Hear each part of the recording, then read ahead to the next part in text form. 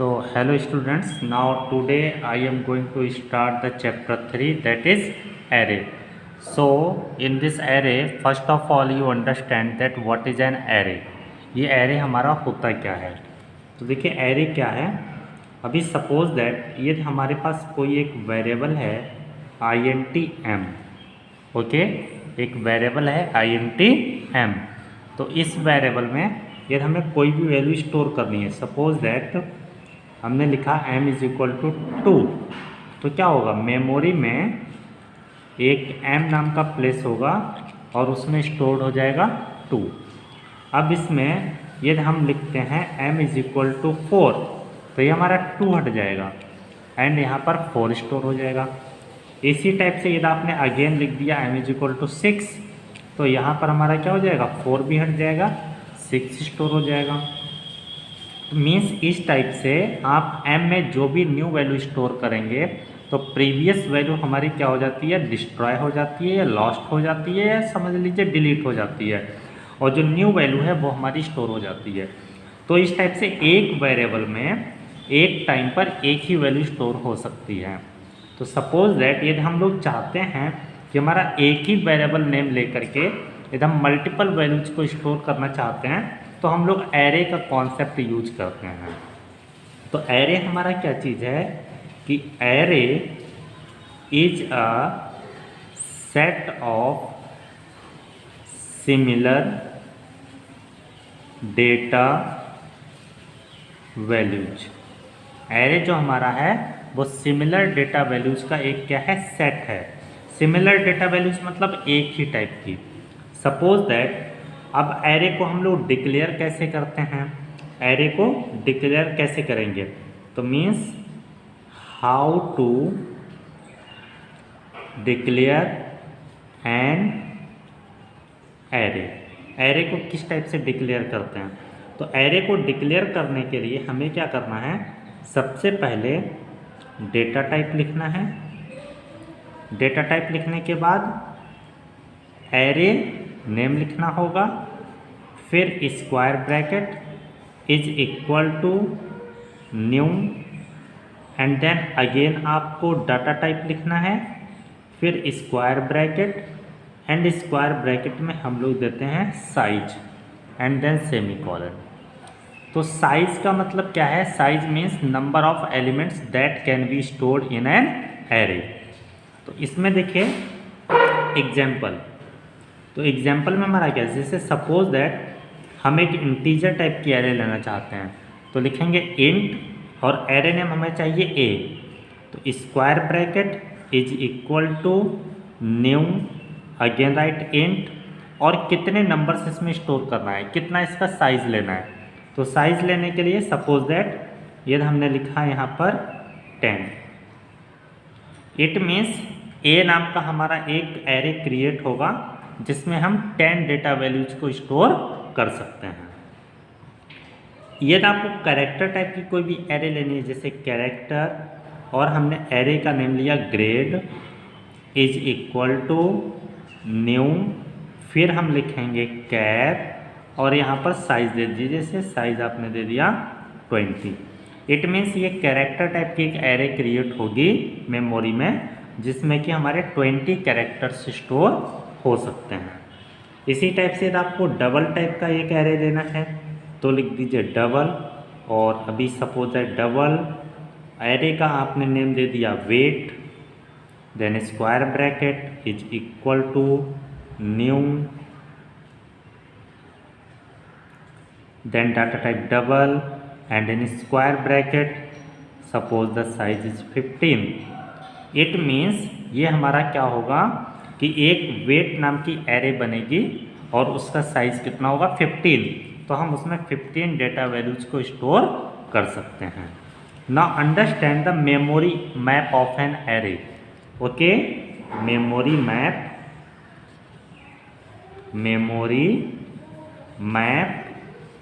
Of an array.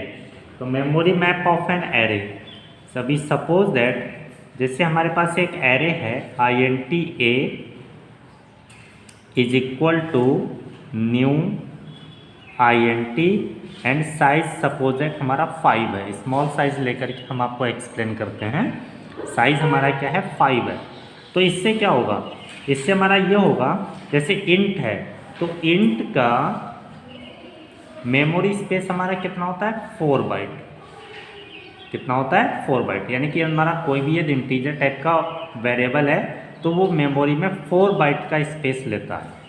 तो इसमें क्या होगा कि और यहाँ पर हमारा कितना है 5 साइज है, तो 4 5 से कितना हो जाएगा 20, मीन्स 20 बाइट्स का हमारा स्पेस एक रिजर्व होगा और उसमें 5 इक्वल पार्ट्स हमारे बन जाएंगे। ये टोटल हमारा 20 बाइट्स का स्पेस हुआ। 1 2 3 4 5 इसमें ब्लॉक बन गए 4 बाइट के।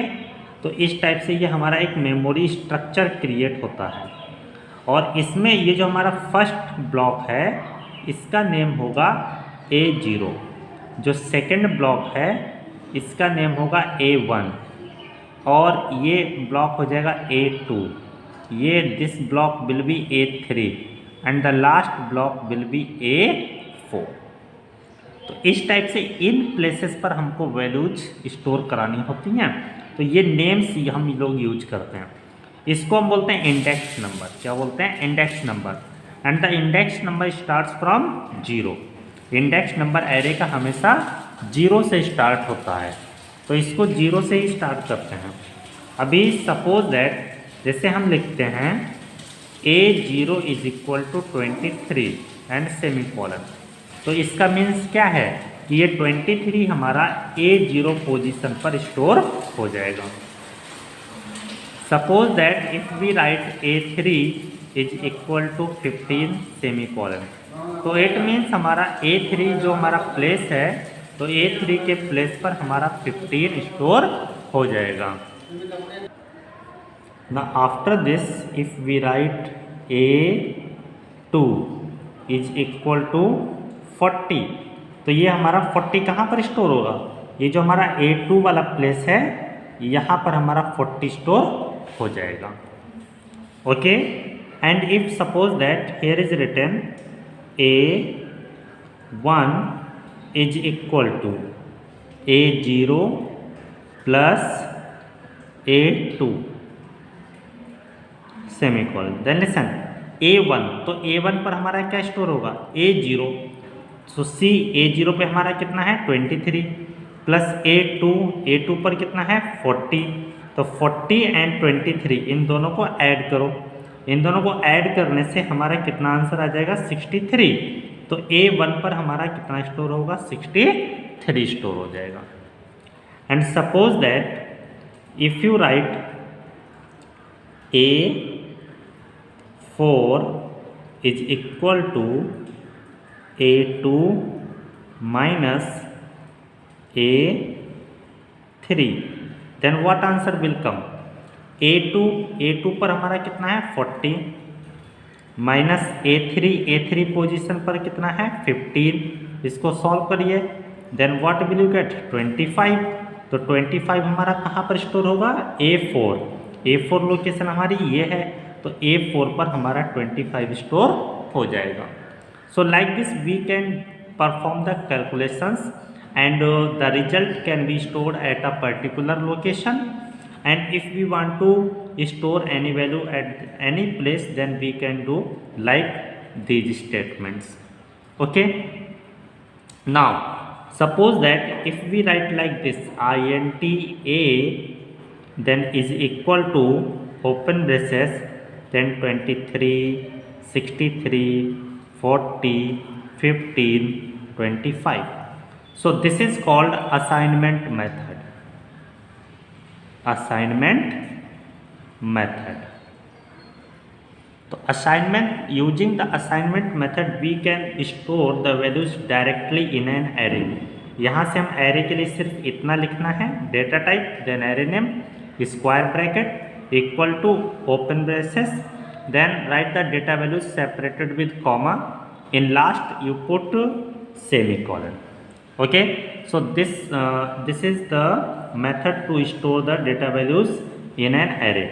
तो इससे हमारा क्या होगा कि हमारा ये ए नाम का एक एरे बनेगा एंड रिस्पेक्टिवली हमारी वैल्यूज स्टोर हो जाएंगी 23, 63, 40, 15, 25।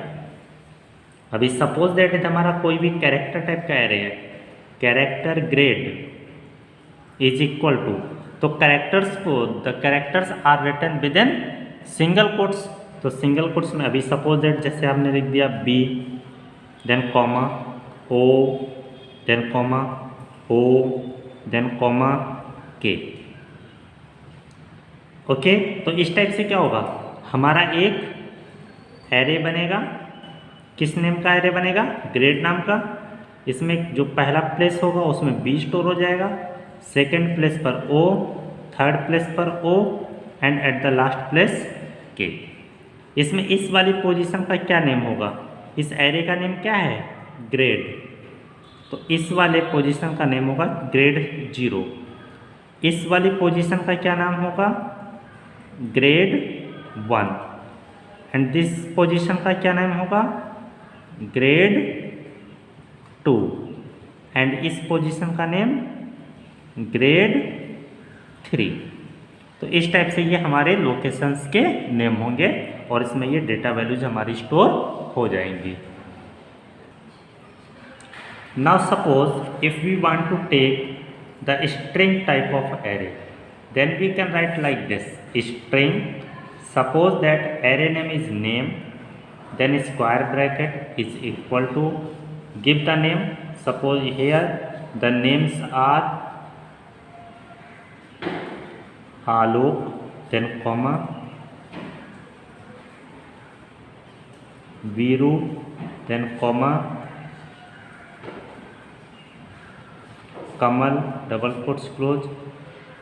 Okay, so suppose that if we want to store 3 names in an array, so we can write like this and all the names you will write in double quotes. तो यहाँ पर क्या होगा, हमारा एक name नाम की एरे बनेगी, उसमें फर्स्ट पोजीशन पर हमारा क्या स्टोर हो जाएगा, आलोक। इस प्लेस का नेम क्या होगा, name 0, then Veeru.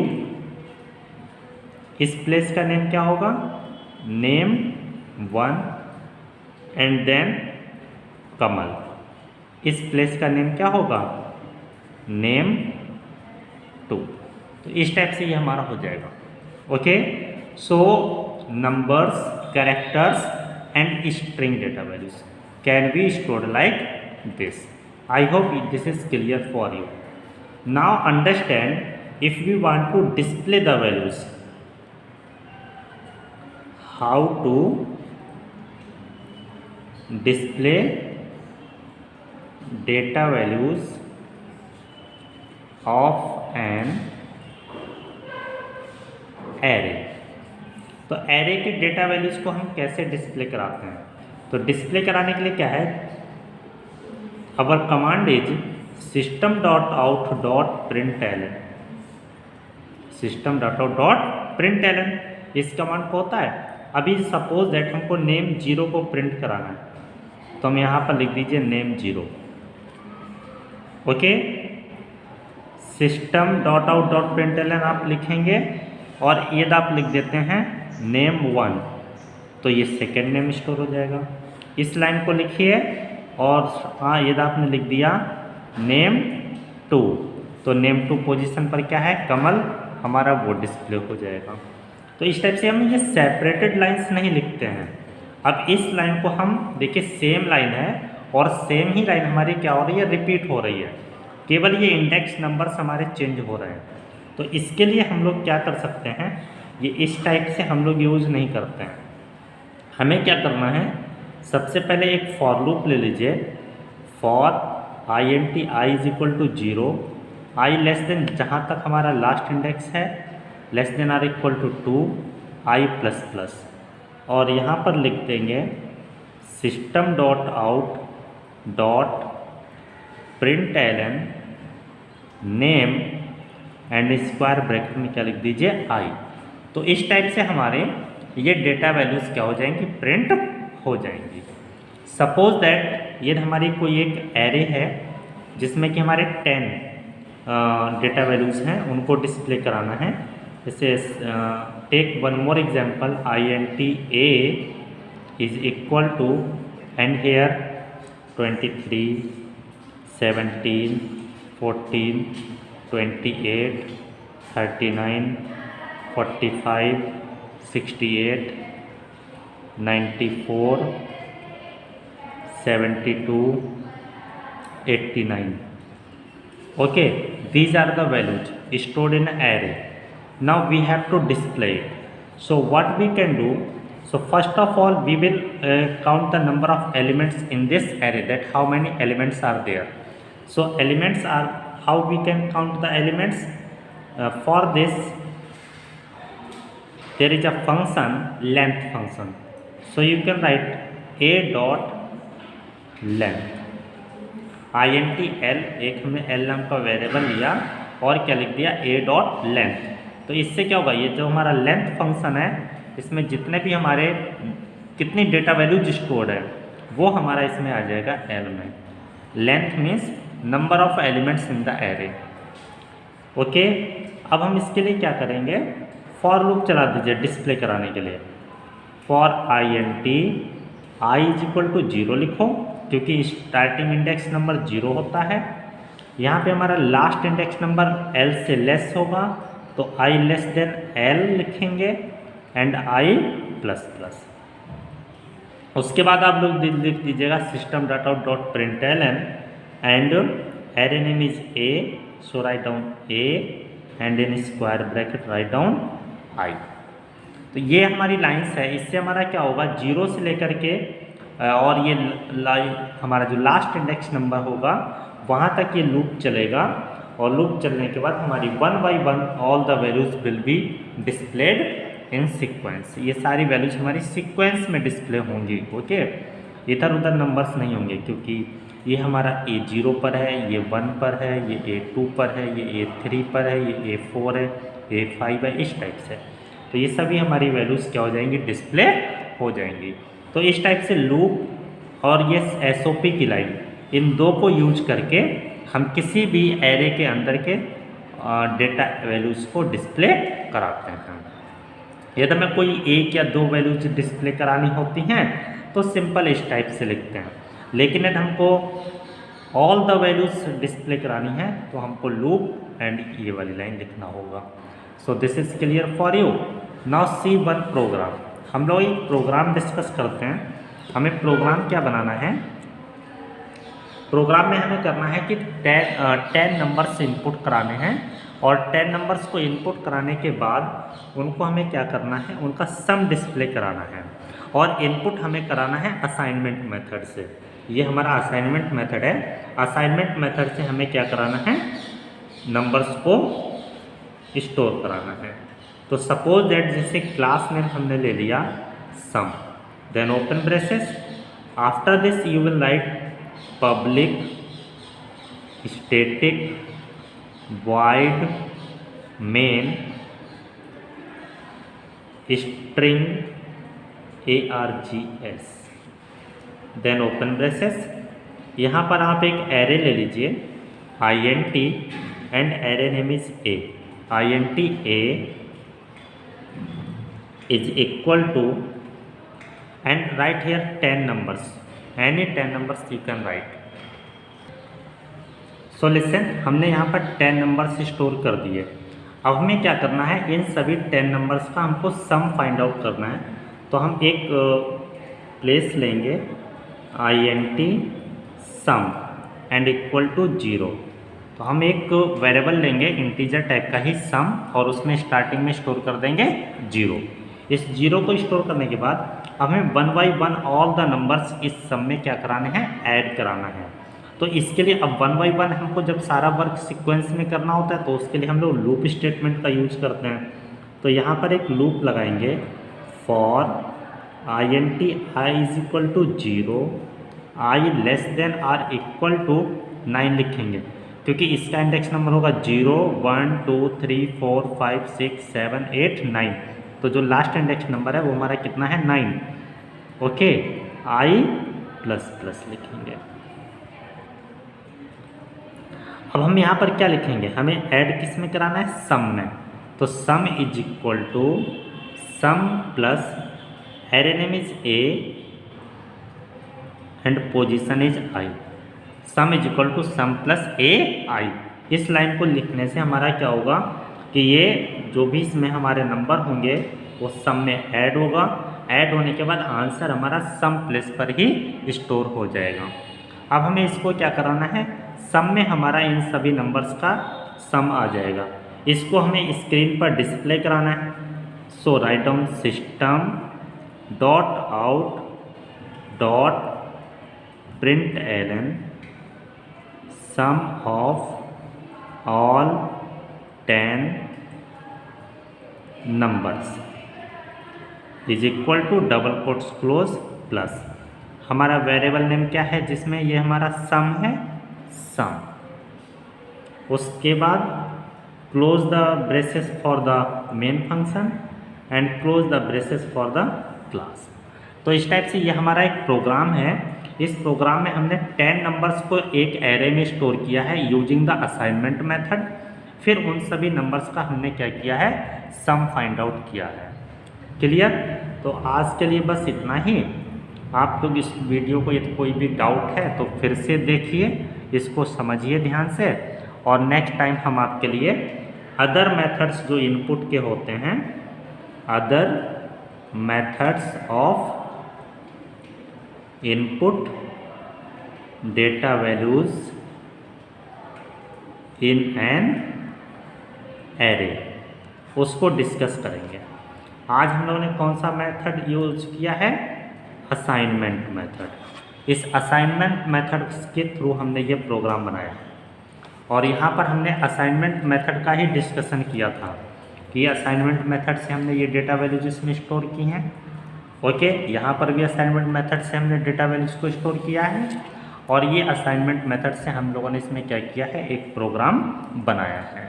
Clear? Other methods के लिए हमारा नेक्स्ट वीडियो ज़रूर देखिएगा।